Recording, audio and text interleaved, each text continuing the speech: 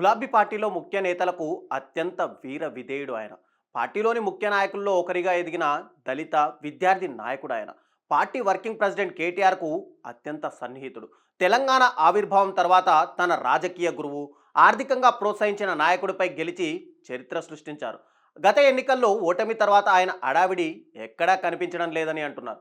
ఇంతకీ ఆయన తిరిగి నియోజకవర్గానికి వస్తారా లేదా? Watch the story.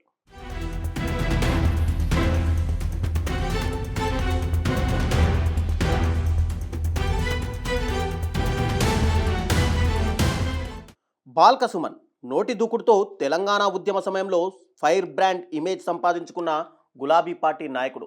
Osmania university విద్యార్థి రాజకీయాల్లో కీలక పాత్ర పోషించిన సుమన్ 2001లో తెలంగాణ రాష్ట్ర సమితిలో చేరడం ద్వారా తన రాజకీయ జీవితాన్ని ప్రారంభించారు.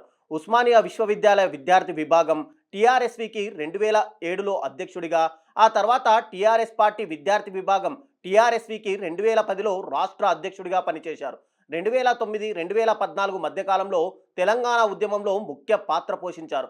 తెలంగాణ రాష్ట్రం ఏర్పాటు తర్వాత 2014లో జరిగిన పార్లమెంట్ ఎన్నికల్లో తెలంగాణ రాష్ట్ర సమితి తరపున పెద్దపల్లి లోక్సభ నియోజకవర్గం నుండి పోటీ చేసి కాంగ్రెస్ పార్టీ అభ్యర్థి గడ్డం వివేకానంద్పై 2,91,158 ఓట్ల మెజార్టీతో గెలుపొందారు. 2018లో జరిగిన తెలంగాణ ముందస్తు ఎన్నికల్లో టీఆర్ఎస్ పార్టీ తరపున చెన్నూరు శాసనసభ నియోజకవర్గం నుంచి పోటీ చేసి సమీప కాంగ్రెస్ పార్టీ అభ్యర్థి బోర్లకుంట వెంకటేష్పై 28,132 ఓట్ల మెజార్టీతో గెలుపొందారు.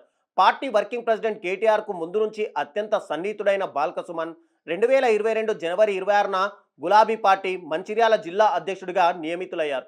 పార్టీ తరపున వాయిస్ వినిపించడంలో ఎప్పుడూ ముందుండేవారు.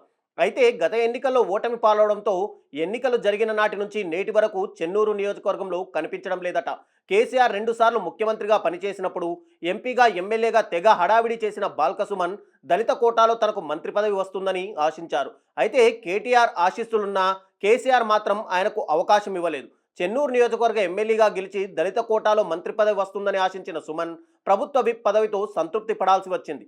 సీన్ కట్ చేస్తే ఇప్పుడు ఆ చెన్నూరు మాజీ ఎమ్మెల్యే ఎక్కడా కనిపించడం లేదట.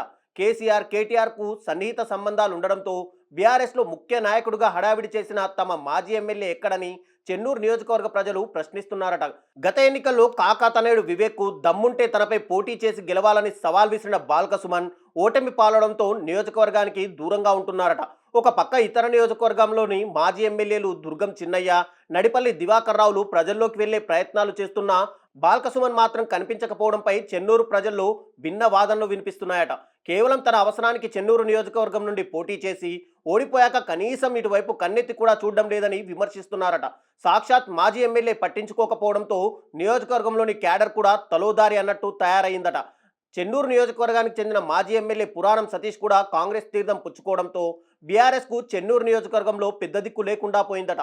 స్థానిక సంస్థలు సమీపిస్తున్న వేళనైనా మాజీ ఎమ్మెల్యే బాల్క సుమన్ నియోజకవర్గంలో అడుగు పెడతారా లేదా చెన్నూరు నియోజకవర్గంతో సంబంధాలు పూర్తిగా తెంచేసుకున్నారా అనేది కొద్ది రోజుల్లో తేలిపోనుంది.